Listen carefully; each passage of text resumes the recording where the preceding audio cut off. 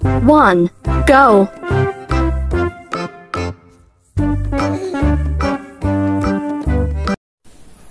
Halo, kembali lagi bersama saya Via Angelina dengan NIM 20104172244 kelas A4 jurusan manajemen mata kuliah analisis lingkungan bisnis dengan dosen penggampu Ibu Melia Yosita SMMM. Pada kesempatan ini saya akan mempresentasikan mengenai Corporate Governance of Samsung Group. Ada 3 poin pembahasan yang akan dibahas, yaitu yang pertama profil Samsung atau sekilas tentang Samsung, yang kedua kebijakan tata kelola perusahaan, dan yang ketiga yaitu shareholder dan board of director. Kita langsung saja bahas yang pertama, yaitu profil perusahaan Samsung.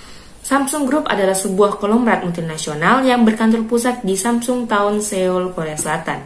Perusahaan ini memiliki sejumlah anak usaha yang mayoritas berbisnis dengan merek Samsung, dan perusahaan ini merupakan chaebol terbesar di Korea Selatan atau merupakan konglomerat terbesar di Korea Selatan.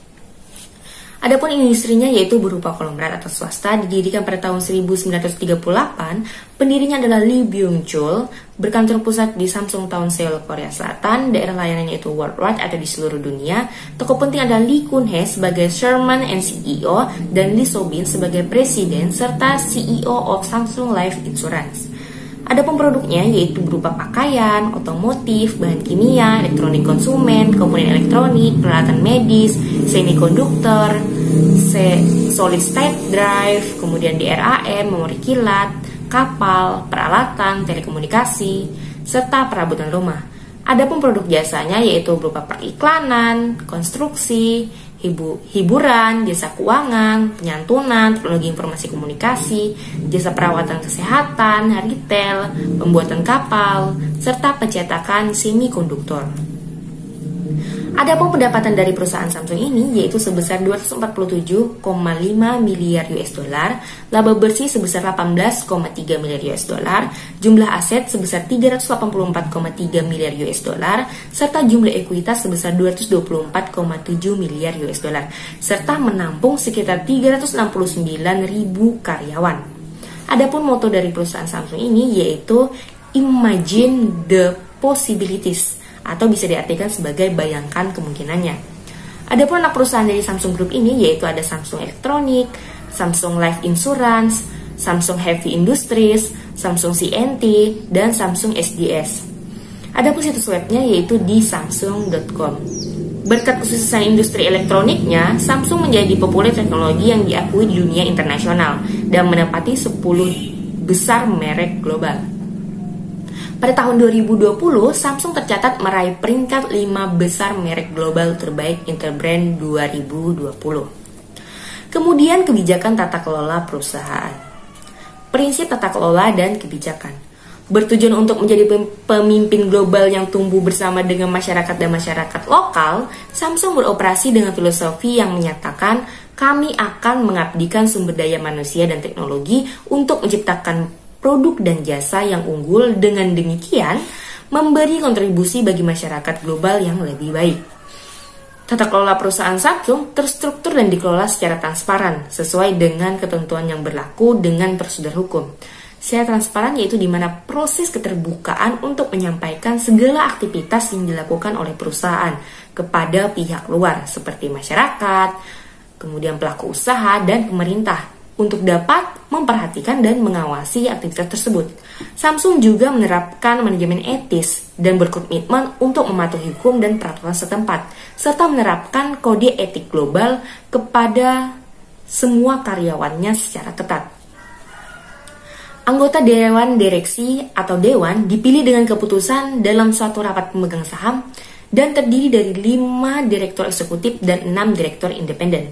Selain itu, adanya revisi anggaran dasar perusahaan dirancang untuk memungkinkan direktur eksekutif untuk lebih berkonsentrasi pada kegiatan manajemen dan memperkuat pengawasan dewan terhadap manajemen.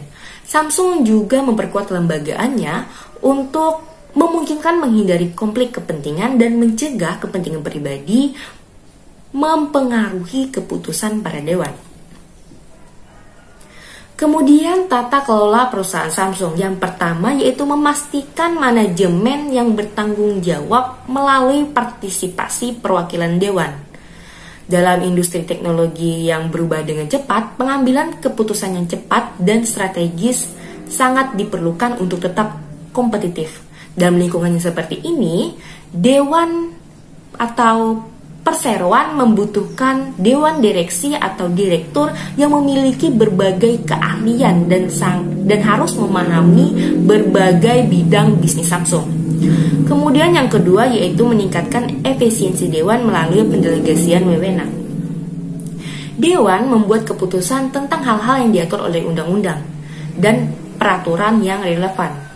Hal-hal yang didelegasikan oleh rapat umum pemegang saham, serta hal-hal penting mengenai kebijakan dasar dan pelaksanaan usaha perseroan. Kemudian yang ketiga yaitu meningkatkan pengawasan melalui komite yang terdiri dari mayoritas direktur independen. Seiring dengan perkembangan bisnis perseroan, direktur senantiasa dihadapkan pada tantangan yang semakin kompleks dan beragam. Sebagai tanggapan, Dewan memperluas tanggung jawabnya dengan membentuk komite. Komite ini seperti komite transaksi pihak terkait, komite kompensasi, dan komite tata kelola. Komite ini terdiri dari direktur independen yang dapat membuat keputusan yang independen dan objektif, serta bisa mengawasi manajemen dari perspektif yang beragam. Kemudian pemegang saham atau shareholder. Pemegang saham adalah pihak yang membeli dan menanam modal di perusahaan Samsung ini. Pemegang saham harus memiliki aset tepat waktu ke semua informasi yang diperlukan untuk menggunakan hak mereka dalam proses yang sah. Adapun hak dari pemegang saham yaitu yang pertama, rapat umum pemegang saham. Perusahaan harus menyediakan tepat waktu bagi pemegang saham. Apa saja yang disediakan di sini yaitu di mana perusahaan harus menyediakan segala informasi yang berkaitan dengan rapat umum pemegang saham seperti tanggal, kemudian tempat, serta agenda apa yang akan dibahas. Perusahaan juga bisa memberikan ringkasan mengenai rapat umum pemegang saham sebelum rapat dilaksanakan atau diselenggarakan. Kemudian yang kedua yaitu partisipasi pemegang saham. Perusahaan harus mendorong partisipasi pemegang saham sebanyak mungkin dan memastikan pemegang saham dapat mengajukan pendapat mereka, seperti memberikan hak suara mereka pada pemungutan suara atau pada saat voting dalam pemilihan direktur atau dewan direksi, baik secara langsung maupun dalam pemungutan suara elektronik. Kemudian yang ketiga yaitu proposal pemegang saham. Perusahaan harus memastikan pemegang saham dapat mengusulkan agenda rapat umum dengan nyaman. Pemegang saham harus dapat dengan bebas bertanya dan menerima penjelasan mengenai agenda rapat yang diusulkan pemegang saham. Sesuai dengan pasal 542 Undang-Undang Komersial, mereka yang dapat mengajukan mata agenda atau agenda yang akan dibahas dalam rapat umum pemegang saham adalah mereka atau pihak yang memiliki 0,5% atau lebih saham, tidak termasuk mereka yang memiliki saham namun tidak memiliki hak suara. Nah, mereka dapat mengusulkan mata agenda 6 minggu sebelum rapat diadakan atau sebelum rapat dilaksanakan. Kemudian yang keempat yaitu kebijakan pengembalian pemegang saham. Perusahaan harus menetapkan kebijakan pengembalian pemegang saham jangka menengah dan panjang dan rencana yang relevan, seperti membentuk kebijakan pengembalian dan pembagian dividen. Status pengembalian pemegang saham. Hak pemegang saham untuk menerima dividen sesuai dengan kebijakan pengembalian pemegang saham dan rencana yang relevan harus dihormati. Ini lebih seperti kepada eksekusi dan pelaksanaan atau implementasi dari kebijakan yang telah dibuat sebelumnya. Kemudian Board of Director. Dewan merupakan badan penting dari perusahaan yang terdaftar yang membuat keputusan strategis mengenai bisnis-bisnis penting dari perspektif multifase dan melalui pengawasan manajemen independen. Perusahaan mengoperasikan dewan dan mendukung kegiatan dewan dengan membangun kerangka kelembagaan seperti anggaran dasar dan peraturan direksi. Biasanya dewan yang terdapat di perusahaan Samsung ini adalah mereka atau salah satu dari pemegang saham yang ada di perusahaan. Kemudian komposisi dewan. Dewan direksi harus dibentuk untuk memungkinkan pengambilan keputusan yang efisien dan pengawasan atas pengelolaan. Direksi harus diangkat secara transparan untuk mencerminkan pendapat pemegang saham. Peran dan tanggung jawab dewan direksi harus menetapkan tujuan dan strategis bisnis untuk kepentingan korporasi dan pemegang saham serta mengawasi manajemen secara aktif. Dewan direksi yang dipilih adalah mereka harus memiliki kualifikasi dan menguasai berbagai keahlian, seperti misalnya menguasai berbagai bidang, termasuk bidang keuangan, hukum, teknik, TI, kemudian administrasi publik, sosial dan lingkungan, serta tata kelola atau ISG. Adapun komposisi dewan direksi, komite dewan, dan tim pendukung, yaitu di mana jajaran teratas ditempati oleh rapat umum pemegang saham. Kemudian ada dewan direksi yang terdiri dari 5 direktur eksekutif dan 6 direktur independen. Kemudian di bawahnya disusul oleh jabatan CEO.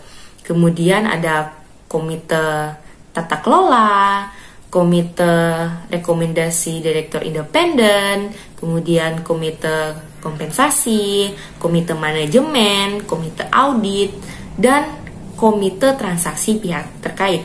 Kemudian di bawahnya yaitu ada tim MSDM atau tim SDM, kemudian tim manajemen, kemudian tim audit, kemudian tim dukungan akuntansi internal, kemudian tim urusan publik, serta organisasi eksekusi atau eksekusi organisasi. Perusahaan Samsung juga menyiapkan dan mengumpulkan kandidat untuk calon CEO dan direktur.